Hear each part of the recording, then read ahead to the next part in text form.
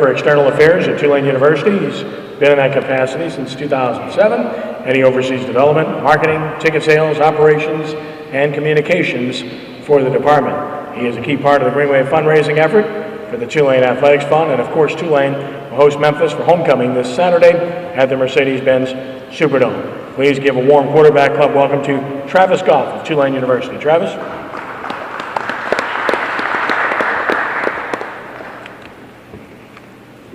Thank you, Kenny. First, I want to start off by thanking Kenny and Stanley and the rest of the group for continuing with this excellent tradition. Really appreciative to be involved here at Tulane. So great to be here, great to see you guys.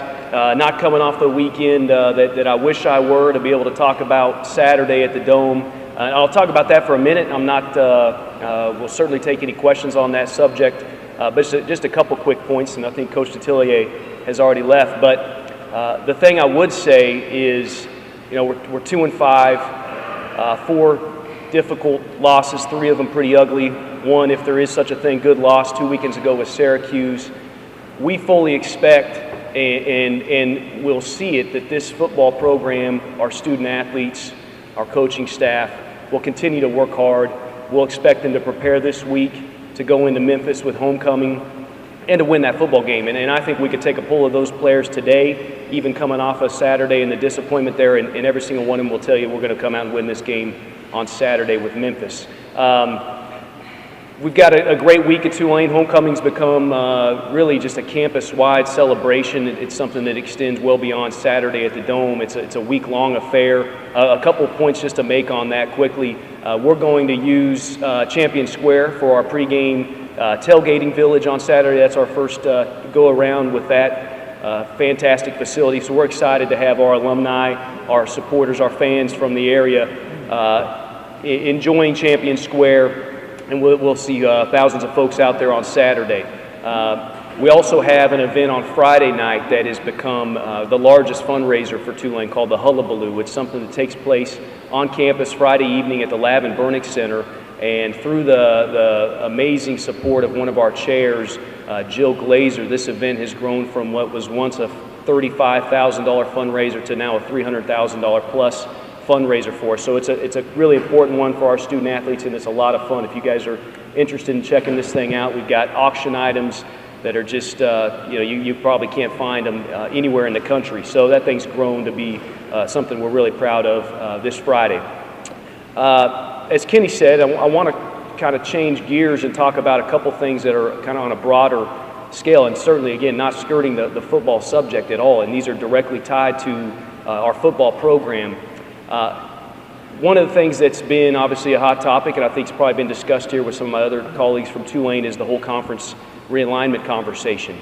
Last Friday, interestingly enough, Friday evening, it was announced that Conference USA and the Mountain West, Conference USA being the conference Tulane is aligned with at this point, and the Mountain West are going to do a joint venture and essentially merge for football-only purposes. Currently, Conference USA has 12 football programs. Every program in Conference USA does have football. Mountain West has 10, and so essentially what this would look like would be a 22-team conference. And the way it would work, interestingly enough, is we'll continue to play essentially a Conference USA regular season, and I think the idea is for them to throw in one Mountain West opponent for each Conference USA program during the regular season, and then coming out of regular season, we'll have a champion from Conference USA, a champion from Mountain West. We'll pit them together in an overall conference championship. And again, I think the key point is to hopefully elevate that champion into a BCS bid. As I think this group understands right now, there's no automatic bid within Conference USA within Mountain West, but that would be the goal there. Nothing set in stone, nothing booked there, but it's something that we think positions ourselves along with Mountain West in the best way that we can be right now. So we're excited about that. Tulane is excited about that merger, that announcement. We think it's great for our program. We think it's great for Mountain West.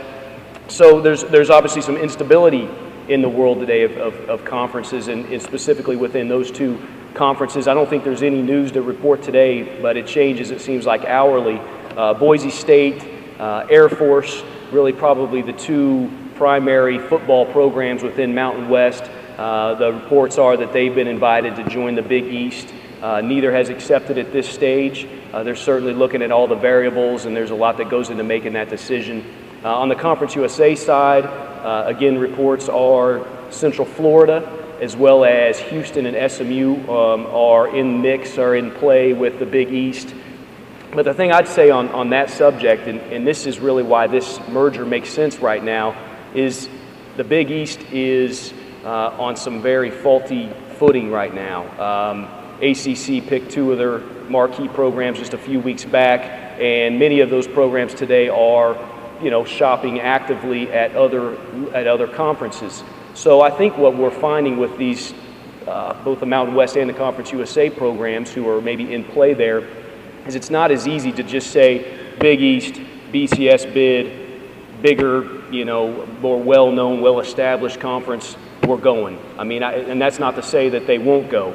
But today, with the landscape of it, I think they're going to take a long and hard look at how that plays out, for the betterment of their institution. It doesn't do them any good to move over to the Big East and have that crumble within days, weeks, months. So it'll be interesting to see how that plays out. Just a couple other notes on that merger subject. So again, I mentioned 22 programs that'll compete in that football league, 16 different states. Conference USA's current television partnerships are with Fox Sports and CBS Sports. A recently renegotiated deal which brought Fox Sports on and has been a great thing for us financially, and then has our championship game with ESPN. The Mountain West has partnerships with CBS Sports as well as Comcast and NBC Universal. So the relevance with the TV side, again, as everybody can understand, is the financial part of it. What we believe and anticipate with this merger, if all things remain the same with Mountain West and Conference USA, is up to 3 times the financial, the revenues for those conference affiliates with this merger going through because of a renegotiated TV deal. So again, just speaking on behalf of Tulane, that would be a major plus from us to be able to at least double and very likely triple our revenues on the TV side of things. So that's a big plus, and we feel just again like in terms of putting those teams and those programs at a higher level on the national landscape, we believe it provides a great opportunity there. So the other subject that I want to just touch on is, and let me add one more thing on the merger conversation. Our president, Scott Cowan, serves as the chair of the president's group for Conference USA. So he had an active hand, as well as Rick Dixon, in kind of formulating the plan, running the numbers, looking at all the different issues there. And so, again, we took an active role. And as important as that is, we've been active in other conversations. And so we feel like, again, with the conference landscape changing on a weekly basis, that's something we are taking, making a priority for our program. So one of my key roles is to fundraise for the department. The other part of that is the marketing and ticket sales side. And you might wonder, how the heck do you raise money coming off of a day like Saturday at the Dome, or 4 consecutive losses and frankly a disappointing season thus far? Well, what this conference conversation has allowed us to do over the last weeks and months is to really take a look in the mirror and look long and hard at what the assets are that Tulane University offers. And some of those assets are not, on the front page of the paper. They're not going to be reflected in the scoreboard on Saturday. But there are some very important things that we look at as factors that provide Tulane an opportunity to really excel beyond what we've seen in recent years, and we fully expect that and have a plan in place to execute that. But I wanted to hit on some of those factors, some of those assets. So talking on the academic side, and I'm not actually here to talk about 60% of our student athletes have a 3.0. That's not what I'm speaking of when I say academics. Those factors that are important on the national landscape are the AAU status that Tulane University holds. That is the elite status for universities across the country, and it's something that is very relevant in conference expansion conversations. So whether it be, SEC, Big 12, Big East, Pac-12, that's one of the things you guys have probably seen that if you, just as the example of the Pac-12 looking at Texas, Oklahoma, and others, one of the main things that those presidents of the Pac-12 and the decision makers looked at was who are the institutions and what kind of academics are they going to bring to the table. So the AAU status is critical. We're also a Carnegie Research Institution. And then more on the student-athlete side, we consistently rank in the top 10 in both graduation rates and retention rates, retention being measured in the APR report that goes out annually. And again, that's an important factor when you look at the academic profile of a program. Secondly, and everybody in this room can relate to this, is our location. There is only one New Orleans, there's only one Tulane sitting in New Orleans, and we just firmly believe that is an unbelievable resource for us to be in this market. I think New Orleans is now the 52nd largest TV market in the country, but maybe more so than that is who would argue that this isn't a top 5 sports market in America. And you can point to 2012 BCS National Championship game, 2012 Men's Final Four, 2013 Women's Final Four, 2013 Super Bowl. And then if you take that 2-year snapshot, or frankly less than 2 years, there's not a city in the country that can stack up against what New Orleans is doing in terms of both college and professional sports. So that's a huge asset for us. New Orleans, of course, is also a destination city, which not many can say across the country. So when you talk about conferences and affiliations, you talk about potentially hosting conference championships with the facilities the city has to offer. The destination side of it is a great asset as well. As part of the location side, you can talk in both terms of New Orleans, the metro, as well as the state. Unbelievable fertile recruiting ground. And again, not anything that you guys don't know. Kevin certainly can relate to that. Coach Detillier can certainly relate to that and talked about a couple of his guys. I think the last we saw was Louisiana is number 6 in the country in terms of putting out Division I football players. So, and that's not per capita, that's total. So number 6 in the country, Louisiana puts out to Division I football programs across the country. The other thing that we look at when we think about Tulane in this market, in this state, is out of the top 10 states in the country in terms of turning out Division I football players, Louisiana is the only one in the top 10 that only has one BCS program, that of course being LSU. So we think that's something that could come into play, whether it be now, months down the road, years down the road. We think that's an important piece. LSU's gonna wrap their arms around the top grouping in most cases, but we know and believe that there's more than enough talent to continue to fuel our program and to bring our program to the level we want it to be. And we've got some cases in point just this year, whether you look at the 2 running backs here from the Metro, Robert Kelly, Dante Butler, and some others who are making that kind of impact early on for our program. So we certainly, the location part of it is really important for us.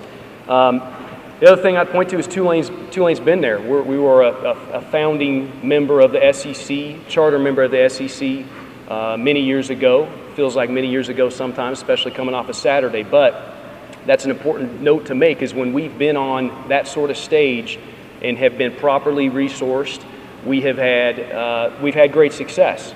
And so knowing that history and having that history is something we can grab a hold of as an asset for us. So really the overall point that I make in listing all these things that Tulane has to offer is not necessarily to convince you guys that something great is coming next week or next month, but it's more to talk about the way we're viewing the situation and the opportunity. You guys may or may not have seen in the spring when we laid out some goals and a vision for Tulane football, but starting at the top with the president, the board of trustees, and the athletic director, they laid out pretty clear, pretty measurable goals, which were to compete regularly in postseason play, meaning bowl games. Secondly, to compete for Conference USA championships, whether that be in old Conference USA, the new merger, or whatever may come down the road. Those continue to be our goals. We stand by them today, even after a tough stretch. We firmly believe we're on a path for that. We won't change course. And again, while it's difficult to sit here today and talk about the positives coming off of this recent stretch, it wasn't ever about necessarily this season per se. It was never about, you know, UTEP on Saturday, or will it be about Memphis on this coming Saturday. It's about what happens coming off of this season and Tulane's continued growth and commitment to providing a football program we can all be proud of here in the Metro, and our Tulanians across the country can be proud of. So that's where we have our sights set. I am more optimistic than ever that that's the path we're on, and I believe in the next handful of months you guys will all see more tangible reasons to believe in that path as well. I can't report on a ton of tangibles today, but I really firmly believe that's coming. One of them being a facility uptown that we think will have an important hand in our future success, not the end-all be-all, but an important hand in where we're heading. So appreciate, again, the opportunity to come out, guys, and take any questions. Raise your hand. Yes, sir. I don't know. He asked how the injury to the quarterback is. I honestly have not heard. It's a bruised hip, which, depending, you can get back from pretty quickly, or could put you down for a week or two. So I have not heard the latest there.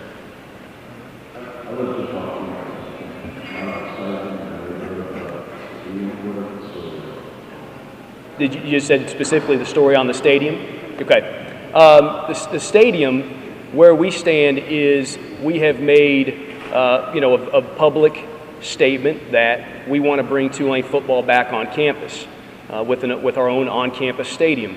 The Superdome is a phenomenal facility. No one would ever question that. It's places you'd stack it up against any sports arena facility in the world. But for Tulane, not necessarily what we need. Small private school, collegiate football being more of an outdoor event, and of course the student factor and busing students there and all those other things. So we've made a commitment to explore our ability to bring football back on campus. And where that stands and what that means specifically is we've been out actively fundraising for that project. And so today we continue to be, in fact, I've been on the road every week this fall with the exception of one, with our athletic director, actively raising funds for that project. There's been a ton of great interest, some early commitments that we feel very good about.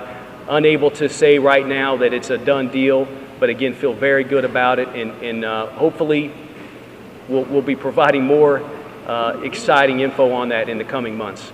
So all in all, we feel great about the progress there. Anyone else? Okay, thanks, guys.